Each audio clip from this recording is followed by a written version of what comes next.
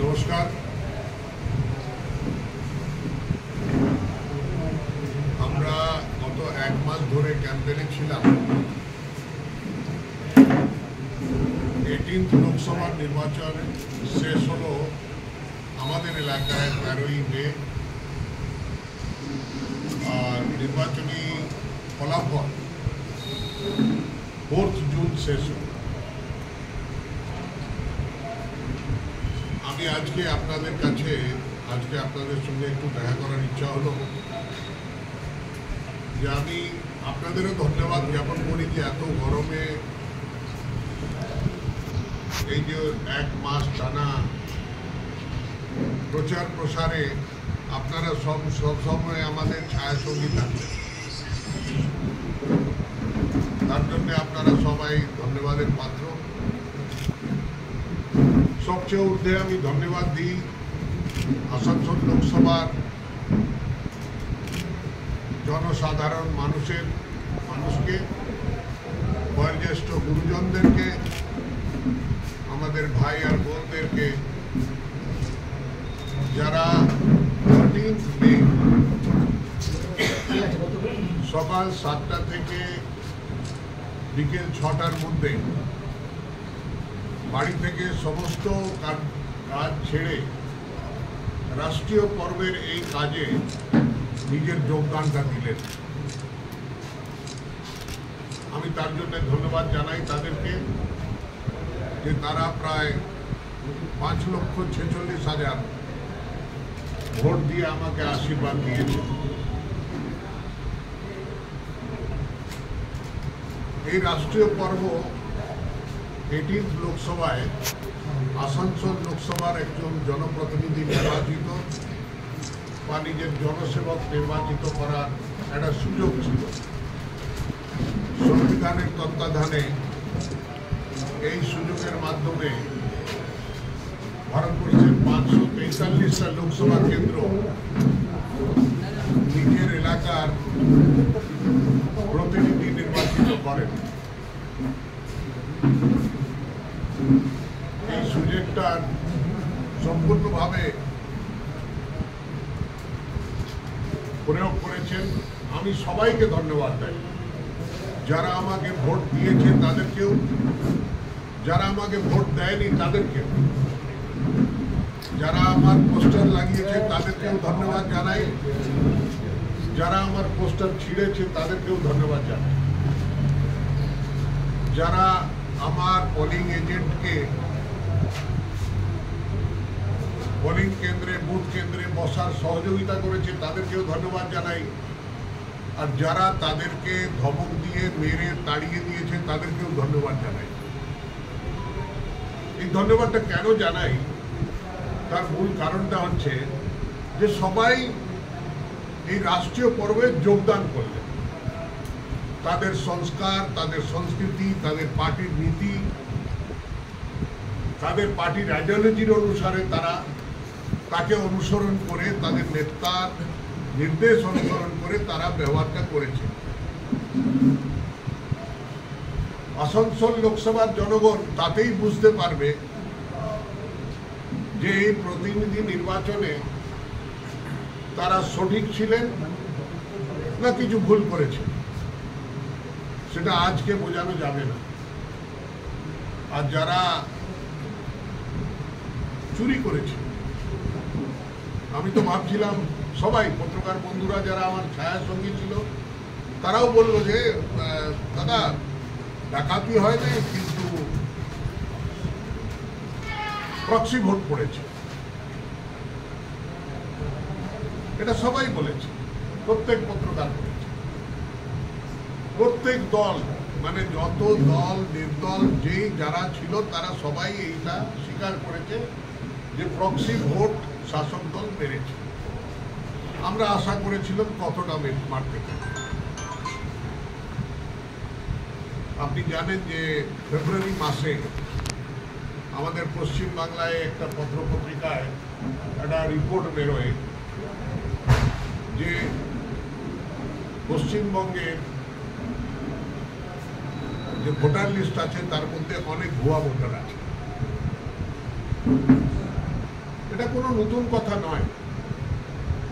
আপনি নিশ্চয়ই সেই ভিডিওটা দেখেছেন, যাতে যখন সোমনাথ চ্যাটার্জি স্পিকার ছিলেন আর আমাদের বর্তমান মমতা বন্দ্যোপাধ্যায় বর্তমান মুখ্যমন্ত্রী, উনি তখন সাংসদ ছিলেন, উনি তখন একটা রিপোর্ট নিয়ে পার্লামেন্টেই প্রশ্ন তুলতে চাইছিলেন যে কি এই ভুয়া ভোটারগুলোকে শেষ করা হবে।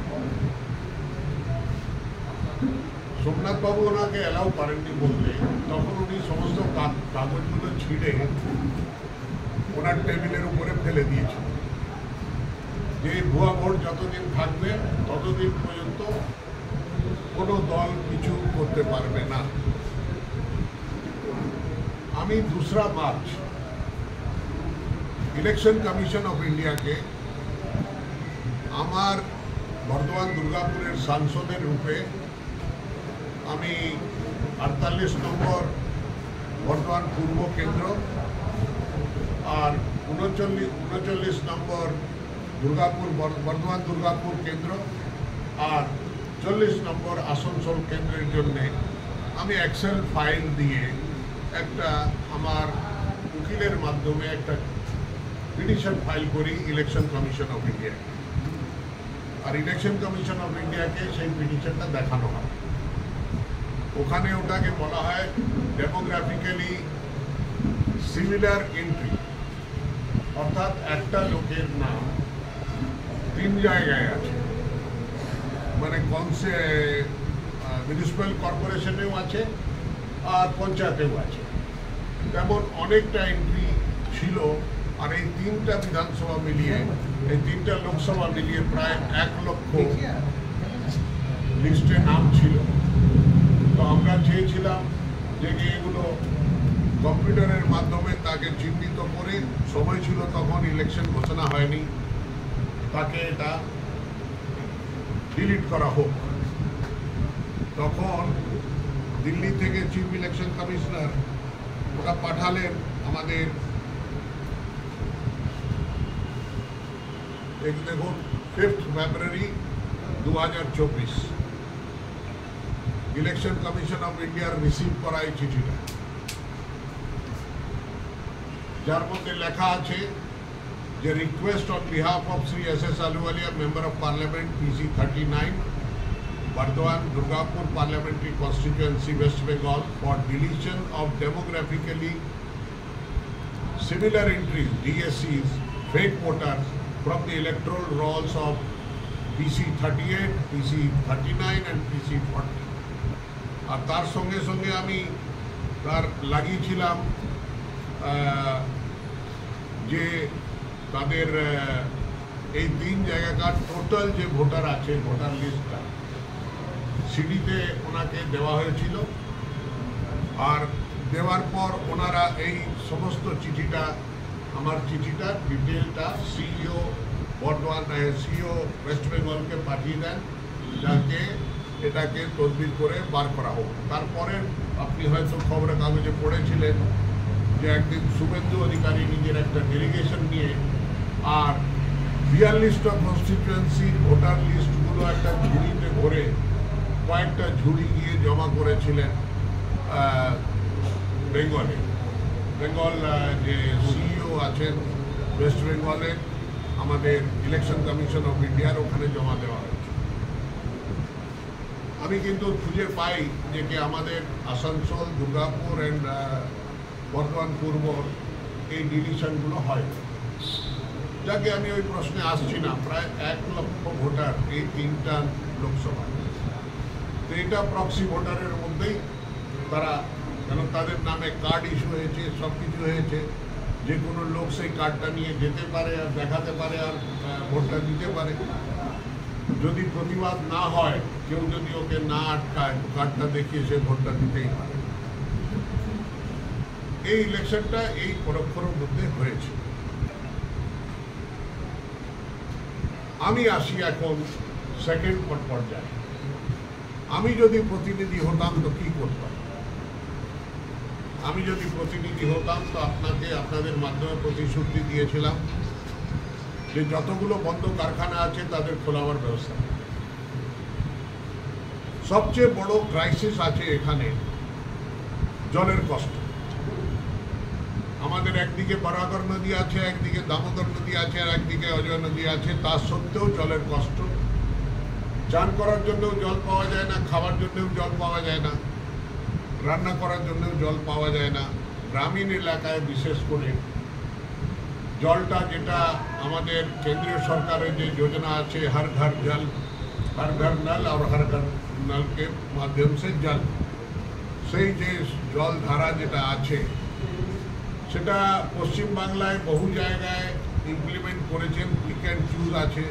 আমি একদিন বোবড়া গ্রামে গেলাম।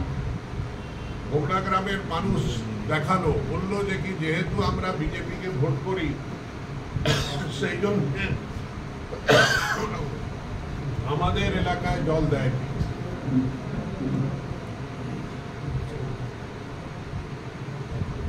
ঠিক তেমনি বেনালি গ্রামে, বা আমি বীরকুলটিতে গেলাম, ওখানে যারা আমার সঙ্গে দেখা করতে গেল তারা এই কথাইটা বলল। আমি কুলটিতে, জামুরিয়ায়, বারাবণীতে, পাণ্ডেশ্বরে, মন্ডালে, যেখানে যেখানে গেলাম গ্রামীণ এলাকায়, লোকের একটাই ত্রাহি ত্রাহি ইমাম, জল কষ্ট। সেই জলের কষ্টটা নিশ্চয়ই আমি প্রতিনিধি রূপে সেটা শেষ করতাম। আর যে সরকারি যোজনা আছে, কেন্দ্রীয় সরকারের দেওয়া যোজনা আছে, সেই যোজনাটা এখানে ইমপ্লিমেন্ট করা হবে। একটা ধসের একটা বহুত বড় প্রবলেম আছে। যেখান থেকে কয়লা খনি কয়লা বার করে নিচ্ছে, সেটাকে প্যাকিং করা, স্যান্ড প্যাকিং করা, এটা আইনে লেখা আছে, কোল সেফটি মাইন্সে আইনে লেখা আছে, কিন্তু সেটা পালন হয় না বলে ধস হয়। আর ধসের কারণে প্রচুর মানুষকে রিলোকেট করতে হয়, অর্থাৎ তাদেরকে এটা দিতে হয়, রিহ্যাবিলিটেশনের প্রোগ্রামে দিতে হয়। তারপর সঙ্গে সঙ্গে যে ইললিগাল মাইনিং গুলো চলছে, ইললিগালের মাইনিং এর মানেটা কেন আমি বলছি, এতে পশ্চিমবঙ্গ সরকারের আর এখানকার জনগণের কত লস হয়। আগে পশ্চিমবঙ্গ সরকার রয়্যালটি পেত না কয়লার উপরে। এই রয়্যালটিটা নরেন্দ্র মোদী সরকার ফিক্স করে দেয়, আর একটা ভালো সংখ্যায় কয়লার রয়্যালটি পাওয়া যায়। খনিজ পদার্থ যতগুলো মাটি থেকে খনিজ বার করা হয়, সেটা কয়লা হোক, আয়রন ওর বার করা হোক, যে যে রাজ্যে বার করা হচ্ছে। আজকে Orissa is one of the richest state, বা Jharkhand is one of the richest state, বা ছত্তিশগড় রিচেস্ট স্টেট। তার কারণটা কি? মাটির তলা থেকে যে জিনিসগুলো বেরোচ্ছে তার রয়্যালটি নেই। ঠিক সেইভাবে পশ্চিমবাংলারও একটা রিচেস্ট স্টেট হওয়া উচিত। আর যে স্টেটের মধ্যে একটা আসানসোল বলে শহর আছে, সেই আসানসোল শহর যে বিশ্বের টপ 48 যে কান্ট্রি আছে, 48 নম্বরে তার আসানসোলের নাম আছে। আর ভারতবর্ষের যে 100 কান্ট্রিজ আছে, তার 100 সিটিজ আছে, তার মধ্যে আসানসোল 11th নম্বরে আছে। এত ফাস্টেস্ট গ্রোয়িং সিটিটাকে পরবর্তীকালে আমরা দেখি আমরা ডেডের দিকে এগোচ্ছি। যদি আমরা ফিউচারোলজি চিন্তা করি, আমরা গরিব মানুষ যারা গ্রামে বসে থাকে, ভোট দেওয়ার সম্বন্ধে চিন্তা করে না। আমাদের যতগুলো ইন্টারন্যাশনাল কনফারেন্স হয়, আপনারা যেহেতু শিক্ষিত লোক আছেন, আপনাদের কাজ হচ্ছে শিক্ষা গ্রহণ করে জনগণকে আরও জাগরুক করা, তাদেরকে জানানো। ওয়ার্ল্ড ওয়াইড যত ইন্টারন্যাশনাল ট্রিটি হচ্ছে আমাদের, সেখানে বলা হচ্ছে দিনের পর দিন গরম বাড়ছে, ক্লাইমেট চেঞ্জ হচ্ছে, আমাদের ডিপেন্ডেন্স অন কোল প্রোডাকশন আমাদেরকে আটকাতে হবে। অর্থাৎ আজকে যত কোল প্রোডাকশন হচ্ছে সেটা আমাদেরকে কম করতে হবে। কম যদি করি তবে আমাদের ভবিষ্যৎ কোল প্রোডাকশন ছাড়া আসানসোলের ভবিষ্যতে কি আছে? আমাদের এই এলাকার যে ইকোনমি আছে, আর্থিক অবস্থা আছে, সেটা কিন্তু আমাদের কয়লার উপরেই নির্ভর করে। কিন্তু কোল প্রোডাকশন যদি বন্ধ হয়ে যায় তো অল্টারনেটিভ টেকনোলজির সম্বন্ধে আমরা কি ভেবেছি, আমরা এখানে কি রকম ইন্ডাস্ট্রি নিয়ে আসবো যার মধ্যে আমরা এখানকার জনগণকে এমপ্লয়মেন্ট দিতে পারবো। আমরা কি কোনো চর্চা করেছি? আমি যদি হতাম নিশ্চয়ই এর উপরে সিম্পোজিয়াম করতাম, সেমিনার করতাম, চর্চা করতাম, ওয়ার্কশপ করতাম, গভর্নমেন্ট অফ ইন্ডিয়ার সঙ্গে কথা বলতাম, আর সেই তেমন জিনিসগুলো একটা আইটি পার্ক করে এখানে তার ব্যবস্থা করতাম। কিন্তু এখন এই কাজগুলো যে বর্তমান জনপ্রতিনিধি আছেন ওনাকে করতে হবে। এখানকার জনগণ যাকে প্রতিনিধি নির্বাচিত করেছে ওনাকে প্রায়োরিটিস ফিক্স করতে হবে, কি কি প্রায়োরিটিস আছে। জনগণের খালি ভোট নেওয়াটা নয়, জনগণকে সুখী রাখা, খুশি রাখা, তাদের ভবিষ্যৎটা তৈরি করে দেওয়া। সেই ছেলে মেয়ে যারা কলেজে ইউনিভার্সিটিতে পাস করে, ইঞ্জিনিয়ারিং পাস করে বেরোচ্ছে, তাদের ভবিষ্যৎটা কোথায় হবে? তারা নিজের ভবিষ্যৎ নিজের এলাকায় খুঁজবে, না যে এখান থেকে দেশের বিভিন্ন কর্নারে যাবে বা বিদেশ চলে যাবে। পরবর্তীকালে আমরা দেখব যে এখানে বৃদ্ধ মানুষের একটা শহর হয়ে গেছে, যে যারা কোনো কাজ করতে পারে না, কেন কি কাজের যখন সুযোগ থাকবে না বা রিটায়ার্ড লাইফ হবে, তখন একটা সিটি অফ রিটায়ার্ড লাইফ হয়ে যাবে আসানসোল। আসানসোলের প্রতিনিধি হয়ে এখানকার আগের 50 বছরের কল্পনাটা যদি আমরা না করতে পারি তো আসানসোলটাকে আমরা বাঁচাতে পারবো না। সেই যদি বাঁচাতে হয় আমাদেরকে 50 বছরের ফিউচারোলজিটা চিন্তা করে, তখন আমাদেরকে নিশ্চয়ই এই সমস্ত জিনিস, এইটাই আমার কল্পনা ছিল, এটাই আমার ইচ্ছা ছিল, আকাঙ্ক্ষা ছিল, আর আমার স্বপ্ন ছিল যে আমি যেহেতু এখানকার ভূমিপুত্র, আমি এই এলাকা থেকে মানুষ হয়েছি, এখানেই আমার নাভিপোতা আছে, আমি নিশ্চয়ই এই এলাকার উন্নয়নের জন্য এই কাজ করব। এটা আমার ব্লু প্রিন্টে আছে। সেই ব্লু প্রিন্টটা আজকে যে প্রতিনিধি আছেন ওনাকে আমার সঙ্গে দেখা হলে আমি নিশ্চয়ই ওনাকে সালাম মশবিরা দেব, কিন্তু কথা বলে না যে জোরে শোনে না ধর্মের কথা, কেউ কথা শুনবে। আর এই ইলেকশন কিভাবে হয়েছে আপনারা জানেন না, আর আমার মনে হয় না যে কারুর একটা এক্সপেকটেশন ছিল। যারা ভোট দিয়েছিল তারাও, যারা আমার বিরুদ্ধে ভোট দিয়েছিল তারাও বলছিল যে কি আমরা কিন্তু আপনাকে প্রতিনিধি করছি, কিন্তু যারা ভোট দেয়নি বা যারা প্রক্সি মেরে ভোট দিয়েছে তারা নিশ্চিত ছিল যে তারা এই ইলেকশনটা জিতছে। তো আমার আজকে আর বিশেষ কিছু বলার নাই, আর আমি চাইছি যে কি একটা পলিউশন ফ্রি, একটা ড্রিঙ্কিং ওয়াটার সাফিসিয়েন্ট সিটি, আর একটা ডেভেলপড সিটি, একটা ফিউচারোলজির, একটা ফিউচার টেকনোলজি নিয়ে কাজ করার টেকনোলজি, কেন যে ছেলেমেয়েরা স্কুল কলেজ বিদ্যালয় থেকে পাস করছে। তারপর সবচেয়ে বড় সমস্যা আছে এখানে, আপনি দেখেছেন আমাদের যে ডিস্ট্রিক্ট হসপিটাল আছে, ওখানে একটা কার্ডিওলজিস্ট নাই, একটা নিউরোলজিস্ট নাই, ভালো ডাক্তার নাই। সিটি স্ক্যান করতে গেলে, এমআরআই করতে গেলে রেফার করে দেয়। রেফার কেন করে? প্রাইভেট হসপিটালে এইসব হলে তার একটা কমিশন পাওয়া যায়, লিখে দিলেই তাতেই কমিশন চলে আসে, পরিশ্রম করতে হয় না। তো আমাকে পরিশ্রম করে এখানকার জনগণকে স্বাস্থ্য পরিষেবা করার জন্যে যে ব্যবস্থাটা হওয়া উচিত, দুটো বড় হসপিটাল আছে, একটা ডিস্ট্রিক্ট হসপিটাল আছে আর একটা কাল্লা হসপিটাল আছে। আর এককালে মানে আমরা যখন ছোট ছিলাম তখন একটা সাতরিয়া হসপিটাল ছিল, তার অনেক নাম ছিল। অনেকে দেখবেন আমার সমবয়সী যারা আছে তাদের জন্ম সাতরিয়া হসপিটাল, আর তারা সেই এই যে কাঠামোগুলো আছে এইগুলোকে সব মিলিয়ে একটা ভালো মেডিকেল কলেজ করা যেত। দুর্গাপুরের উপরে 3টা করে মেডিকেল কলেজ আছে, অথচ আমরা আসানসোলে একটা মেডিকেল কলেজ আনতে পারিনি। আজকে আসানসোলে একটা মেডিকেল কলেজ, আর যেখানে আমাদের মুখ্যমন্ত্রী, মাননীয় মুখ্যমন্ত্রী মাননীয়া মমতা বন্দ্যোপাধ্যায়, উনি স্বাস্থ্যমন্ত্রী আছেন, ওনার থাকাকালীনও এখানে একটা এইমসের মতন একটা সুপার স্পেশালিটি হসপিটাল গভর্নমেন্টের হওয়া উচিত, প্রাইভেট গভর্নমেন্টের হওয়া উচিত, যাতে কি গরিব মানুষ তাদের স্বাস্থ্য পরিষেবাটা ভালোভাবে পেতে পারে। তার ব্যবস্থা হওয়া উচিত। এটা আমার ব্লুপ্রিন্টে আছে, কিন্তু আমি এগুলো করতে চেয়েছিলাম। আমি নিশ্চয়ই চেষ্টা করব এখানকার প্রতিনিধি নির্বাচিত না হয়েও কিভাবে আমি এটা আপনাদের সাহায্য করতে পারি বা এই এলাকার উন্নয়ন করতে পারি, আমি নিশ্চয়ই কোনো বিনা দ্বিধায় আমি নিশ্চয়ই চেষ্টা করব। আমার কলমে যত শক্তি আছে, হ্যাঁ, বা আমার মাথায় যত বুদ্ধি আছে, বিদ্যা আছে, আমি তার মাধ্যমে এর চেষ্টা করব। এইটুকু বলার ছিল আজকে। আর আমি আবার নতুন করে আপনাদেরকে ধন্যবাদ জ্ঞাপন করি যে আপনারা এই এত গরমে আমাদের ছায়া সঙ্গী হয়ে আপনারা এই নির্বাচনটা লড়েছেন, খুব কাছ থেকে দেখেছেন, আমাদের দোষ গুণ সব কিছু দেখেছেন।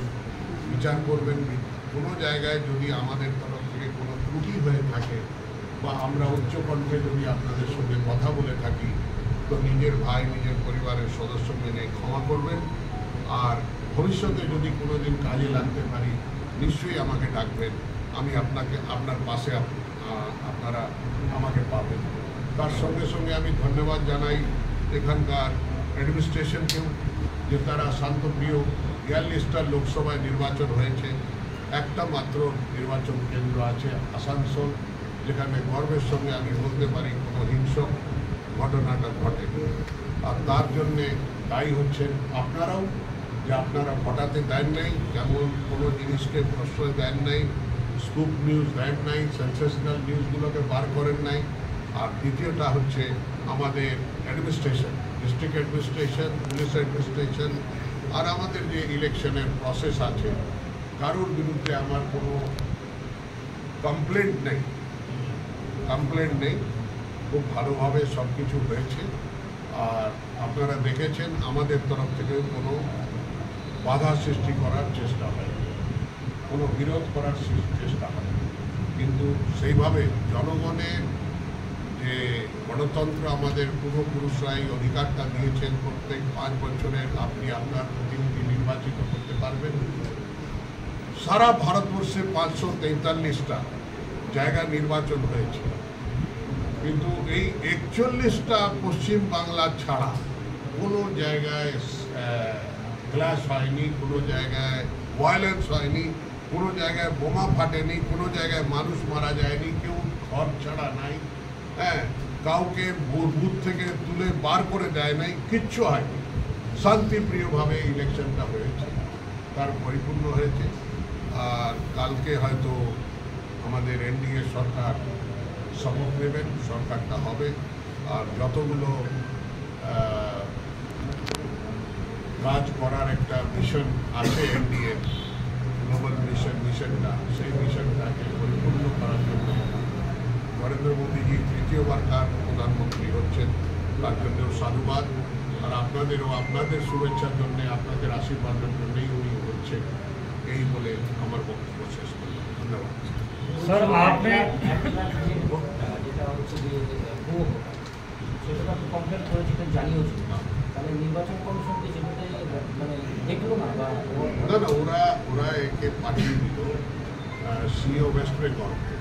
এখন সিও ওয়েস্ট বেঙ্গল বললো যে এত লেট আমারে, মানে ওদের একটা অজুহাত আছে যে কি যদি ওই যখন বিএলএ ছিল, যখন ওই ব্লক লেভেলে স্ক্রুটি হচ্ছিল তখন আপত্তি দেওয়া ছিল। এখন সারা পশ্চিম বাংলায় বিভিন্ন জায়গায় একটা বুথে যে বিএলএ আছে তাদেরকে দিয়ে কমপ্লেন করান।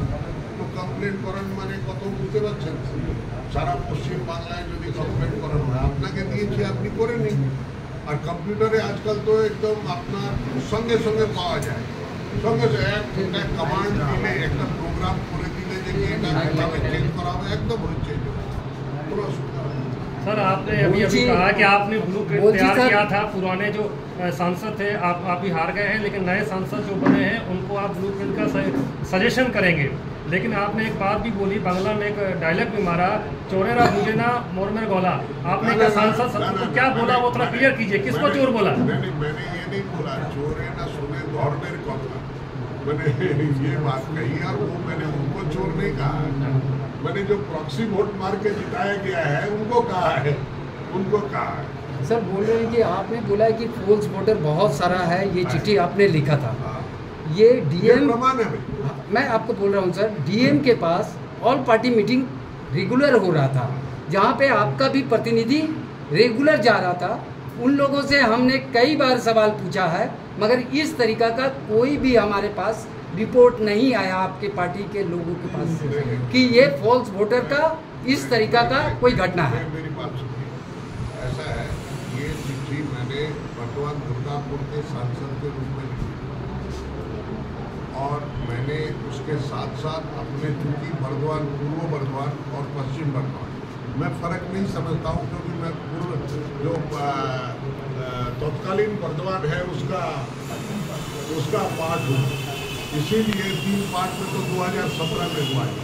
उसके पहले तो बर्दवान एक ही था, तो उस बर्दवान में जन्मा, उसी में बड़ा हुआ, उसी में पला, सब कुछ करना से उल्टी तक एक ही बर्दवान था। तो वो बर्दवान के लिए ये सारी चीज़ें जो है ये हमने लिखी थी, किंतु ये जो चिट्ठी लिखी थी मैंने इलेक्शन कमीशन ऑफ इंडिया को लिखी थी और इलेक्शन कमीशन ऑफ इंडिया में वहाँ प्रोविजन है डेमोग्राफिकली सिमिलर एंट्रीज को रिमूव करने का। उनके पास पूरा सिस्टम है, कंप्यूटर के माध्यम से हो जाता है। और उसके बाद वो लोग क्या करते हैं कि जो आदमी, अगर एक आदमी का नाम पर मिस्टर एक्स के नाम पर तीन जगह उनका नाम है, तो उनको वो बुलाकर कहते हैं भाई कौन सा रखना है ये बताओ, है? और अगर वो कहता है कि भाई फलाना रखिए, तो वो 2 डिलीट हो जाते हैं, किंतु वो उन्होंने वो प्रोसेस नहीं किया। सर, एक तरफ से अभियोग भी आ रहा है आप लोगों के पार्टी का कार्यकर्ता का कि 3 विधानसभा में तो ये लोग जानते थे कि अच्छी जीत मिलेगी, रानीगंज, पांडेसर और जामुड़िया और बाराबनी, जानकारी होने के बावजूद भी कर्मी ठीक तरीक़ा से काम नहीं कर पाया और आप टीएमसी के लोगों को लेकर घूमे हैं, जिसके कारण से ये हार हुई है। टीएमसी से जो लोग आए हैं उनको लेकर घूमे हैं। ऐसा है, मैं समझता हूँ कि जो मेरा सदस्य बन गया है पार्टी का, वो मेरा सदस्य है, कभी रहा होगा टीएमसी में। और जो लोग आज के दिन में हमारे सदस्यता ग्रहण कर, तो सदस्यता ग्रहण करने के टाइम में क्या बोलते हैं? वो बोलते हैं मैं आज तक जिस विचारधारा में था उसको त्याग के मैं जो विचारधारा है उसको ग्रहण करता हूँ और आपकी सदस्यता ग्रहण कर रहा हूँ और मेरे को पूर्ण विश्वास है लेते हैं। ऐसा करके वो सदस्यता लेते हैं। तो जिसने मान लिया या जिसने उसको सदस्यता ये भारतीय जनता पार्टी की दी, मैं कौन होता हूँ उसको कहने वाला कि नहीं तुम सदस्य नहीं। जितने बूथ हम लोग देखे हैं, हार जीत देखলাম, আমরা দেখলাম যে বেসিক্যালি কিন্তু সংখ্যালঘু সংযোজন যে বুথগুলো আছে সেখানে বিজেপি অনেক পিছিয়ে বা পায়েই নিয়ে এরকম। দেখুন, আমি আপনাকে বলি 106টা ওয়ার্ড আছে, 106টার মধ্যে প্রায় 70টা ওয়ার্ডে ভারতীয় জনতা পার্টি এগিয়ে আছে আর 30টা ওয়ার্ডে আমাদের টিএমসি এগিয়ে আছে আর 6টা ওয়ার্ডে কমিউনিস্ট পার্টি এগিয়ে আছে, সিপিএম এগিয়ে আছে। তো আমার বক্তব্য হচ্ছে যে কি আসানসোল মিউনিসিপ্যাল কর্পোরেশনে 70টা ওয়ার্ডে যখন আমি এগিয়ে আছি, তার মানেটা কি হলো? তার মানে হলো মেজরিটি।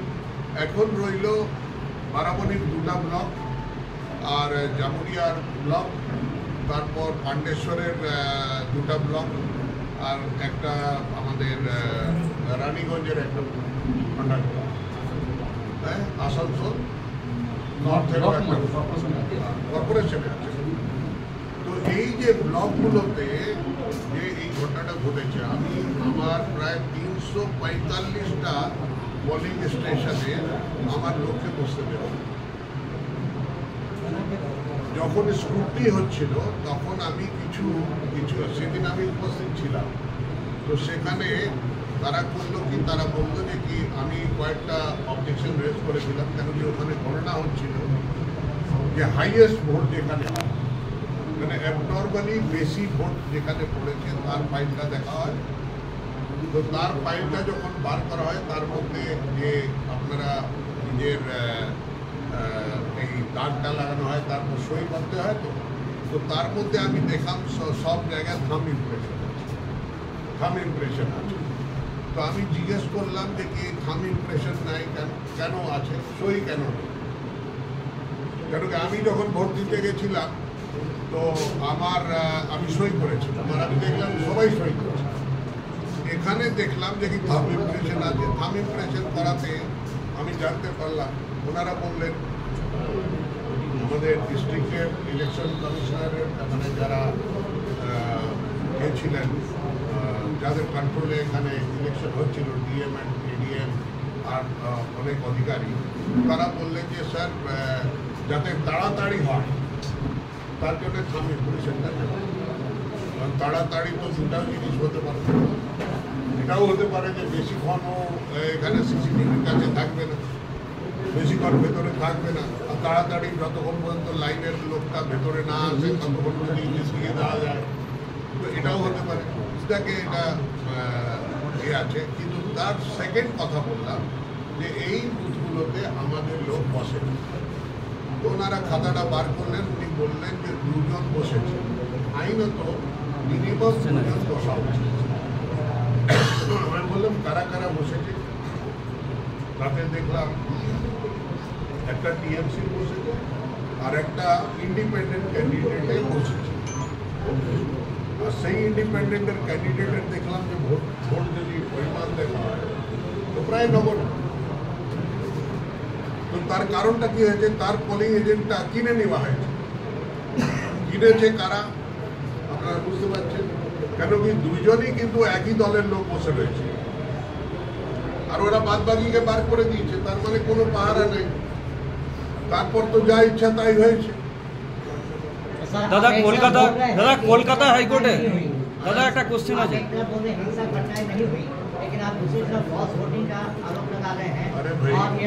अरे भाई आप सुनिए, हिंसा घटना और बूथ के अंदर जो घटना घट रही है दोनों में आप आसनसोल की मतदान की प्रक्रिया को फ्री एंड फेयर बता रहे हैं कि आसनसोल में फ्री एंड फेयर इलेक्शन क्या हुआ? मैं कह रहा हूँ कि आसनसोल की आप लेट आए हैं सर, आप लेट आए हैं। नहीं, अब मैं यहाँ का जनता को जिन्होंने मेरे को वोट नहीं दिया है उनको भी धन्यवाद दें, क्योंकि मैं समझता हूँ कि उन्होंने इस गणतंत्र की पद्धति में सही तरीके से गलत तरीके से समर्थन किया और आए पोलिंग स्टेशन तक पहुँचे, इसलिए धन्यवाद। দাদা কলকাতা হাইকোর্টের একটা রায় বেরিয়েছে যেটা নজিরবিহীন আর কি, যে ডিজির ইমেল আইডি প্রকাশ করতে বলেছেন এবং যারা আক্রান্ত ব্যক্তি ভোট পরবর্তী হিংসা সেই তাকে মেল করে জানাতে পারবে। আপনার কি মনে হচ্ছে এটা কতটা ফলপ্রসূ হবে? কারণ রাজ্য এবং কেন্দ্র দুজনকে একসাথে নির্দেশ দিয়েছে কাজ করার জন্য।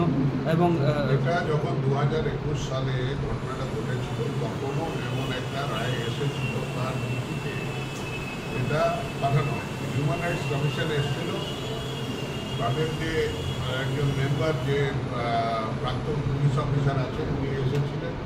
তো এটা করা হয়েছিল, তখন থানা কমপ্লেন্ট নিচ্ছিল না। থানা যখন কমপ্লেন্ট নিচ্ছিল না তখন এই একটা রাস্তা বার করা হয়েছিল, যেখানে স্টেটের ডিজি এসে বলেছিলেন যে কি আমি একটা ইমেল আইডি দিচ্ছি, ডেজিগনেটেড ইমেল আইডি, যাতে কি ওখানে যারা দেবে নিজের কমপ্লেন্টটা দেবে তো আমরা অটোমেটিক্যালি সেটা প্রসেস করে জেলায় পাঠিয়ে দেব। আইন আছে, অনলাইন কমপ্লেন্ট করার আইন আছে, যে কি আপনি যদি থানা নেয় তো এসপিকে পাঠিয়ে দিতে পারেন। কিন্তু যখন এসপিও না নেয় বা তাকে অগ্রাহ্য করে তখন এই হাইকোর্টের রায় এসছে কি এখন আপনারা এইভাবে করুন, আমরা তার কগনিজেন্স নেব আর তার ভেতরে তদবির করুন। গতবার যেটা তদবির হয়েছিল তার মধ্যে কিছু কিছু সংখ্যকের মধ্যে অর্ডার হয়েছিল হাইকোর্টের কি যারা বাড়ি থেকে ঘর থেকে পালিয়ে গেছে বা তাদেরকে তাড়িয়ে দেওয়া হয়েছে গ্রাম থেকে, তাদেরকে বাড়ি ফিরিয়ে পৌঁছে দেওয়ার ব্যবস্থাটা পুলিশকে বলা হয়েছিল পৌঁছে দাও, আর যদি কিছু ভাঙচুর করেছো তো তার রিহ্যাবিলিটেশন করার ব্যবস্থাটা তোমার আছে। এই অর্ডারটা হয়েছিল। এখন তারই পদক্ষেপ এটাও, যে কালকে যদি কোনো ঘটনাটা ঘটে তো এইভাবেই আসবে তার অর্ডার, যে কি তাদের বাড়ি পৌঁছাও আর তাদের রিহ্যাবিলিটেশন, তাদের লেখা আছে তার মধ্যে অর্ডারটা পড়বে, protection of their life and property both they have to provide। Sir ji একটা কথা বলেছেন যে যে সমস্ত সিটে আপনারা জিতেছিলেন আগেবার আপনি যেমন বর্ধমান দুর্গাপুর উনি মেনটেন করেছিলেন, সেগুলো থেকে চেঞ্জ করে দেওয়ার জন্য দলের এই হালটা হয়েছে। দেখুন, দিলীপবাবু আমাদের প্রাক্তন জেলা মানে প্রদেশের সভাপতি, বর্তমানে উনি ভাইস প্রেসিডেন্ট আছেন অল ইন্ডিয়া। ওনার কথার উপরে তো আমি কিছু বলতে পারি না। আপনি কি এটা এই বিষয়ে সহমত? আমি বলছি না, আমি কিছু বলতে পারি। আপনারা যে ব্লুপ্রিন্টের কথা বলছেন, পরাজয়ের পর আসানসোল নিয়ে ব্লুপ্রিন্টের কথা বললেন, কিন্তু প্রচার পর্বে একবারও এই ব্লুপ্রিন্টের কথা মানুষ শুনেনি। তো প্রচার পর্বে কেন এই আপনার ব্লুপ্রিন্ট বললেন? না না, ব্লুপ্রিন্টের ওয়ার্ডটা ইউজ করি না, কিন্তু কি করবো সেটা সব বলেছি। কি করবো সব বলেছি, হয়তো তুমি সেদিনও লেট এসে। হ্যাঁ, আপনার এই পরাজয়ের পিছনে এক কথায় কারণ কি? সাংগঠনিক দুর্বলতা, প্রক্সি ভোট, নাকি অন্তর্ঘাত? सर मेरा एक सवाल है कि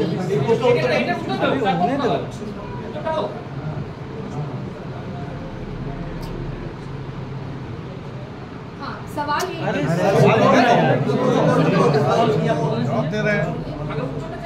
ব্যাপার হচ্ছে এই উত্তরটা আমি যদি বিচার বিবেচনা না করি, পার্টির কার্যকর্তাদের সঙ্গে না বসি আর বিনা বসে যদি আমি দিয়ে দিই, সেটা উচিত হবে।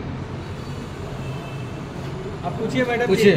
हाँ मेरा सवाल है कि पोस्ट वायलेंस जो हुआ है 12 बनी में या दुर्गापुर में हम लोग आसन चले, ये एलिगेशन है कि बीजेपी के लीडर दूर रहे उससे, मतलब जो बीजेपी के लीडर जो है इस प्रकार के जो अभी हुआ है पोस्ट वायलेंस उससे दूर रहे, लोगों के पास नहीं पहुँचे। किसने कहा?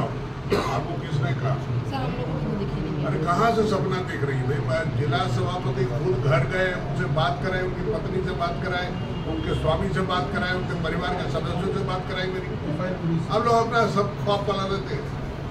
देखिए, 2 घटनाएं घटी, उस घटना को ज्यादा आप लोग हवा मत दीजिए।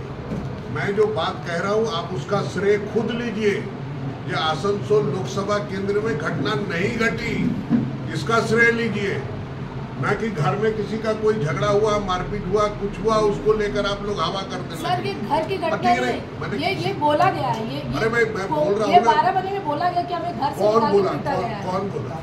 खोखन महाराज का कहना है कि हमें घर से तृणमूल के लोगों ने निकाल के पीटा है। खोखन महाराज उसकी बेटी का कहना है कि मैं केएनयू में पढ़ती, जब मैं और मेरी माँ तो हमारे साथ भी धक्का मुक्की। खोखन महाराज ने जो FIR की है, मेरे पास कॉपी है उसका मेडिकल रिपोर्ट जो है मेरे पास है। मैंने देखने के बाद में उसने WhatsApp पे भेजा, मैंने तुरंत जिला सभापति को भेजा।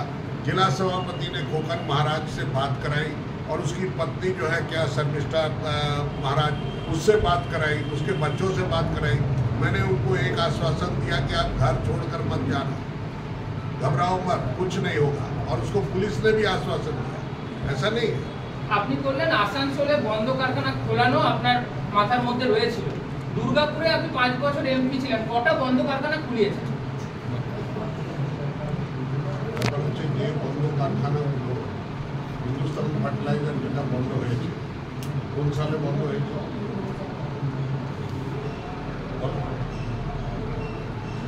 আমার সামনে কি বন্ধ হলো? বন্ধ হয়েছে সেটা যে নতুন প্রজেক্ট করে যেভাবে গোরখপুর ফার্টিলাইজারটা বা সিন্দ্রি ফার্টিলাইজারটা বা অন্ধ্রপ্রদেশের বা গুয়াহাটির আরম্ভ করা হয়েছে, ঠিক সেইভাবে দুর্গাপুরটাও করা হয়েছে। আমি তখন তার সাংসদ ছিলাম না।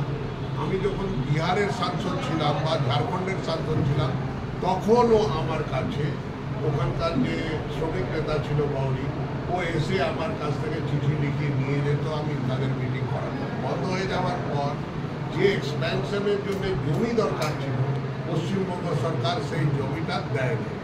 আর সেটা 1-2 একর নয়, প্রায় 275 একর জমি চাই, তার জন্যে তার সেই জমিটা দেয় নাই, বন্ধ হয়েছে।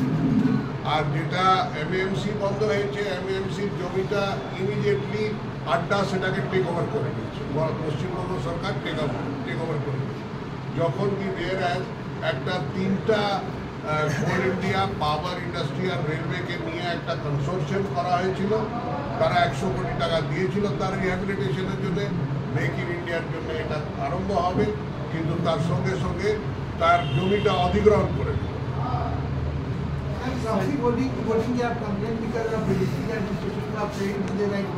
निश्चित इलेक्शन कमीशन को मैंने चिट्ठी दी है और मार्च मैंने फरवरी के महीने में मैं यहाँ इलेक्शन लड़ने आया हूँ अप्रैल के महीने। सर इलेक्शन के दिन पांडेश्वर से सुबह से ही खबर आ रही थी कि बीजेपी के पोलिंग एजेंट को बैठने नहीं दिया जा रहा। ये खबर आप तक भी पहुंची, लेकिन आप होटल में रहे सर। आप जिस तरह से बाबुल सुप्रियो, अग्निमित्रा पॉल फील्ड में जाकर इस तरह से प्रतिवाद करते पाई देती, लेकिन आपको नहीं देखा गया। ऐसा है कि ये प्रतिवाद करने का काम नहीं है। उन्होंने पहुंचकर जो अपना पोलिंग एजेंट बैठाया वहाँ लागू हुआ कुछ। ऐसा है कि तनाव बढ़ाने से तो बढ़ता है। मैंने होटल में बैठकर जहाँ कंप्लेंट करनी चाहिए जिस स्थान पर कंप्लेंट সেন্ট্রাল ফোর্সের ভূমিকা কেমন ছিল ভোটের দিন? সেন্ট্রাল ফোর্সের ভূমিকা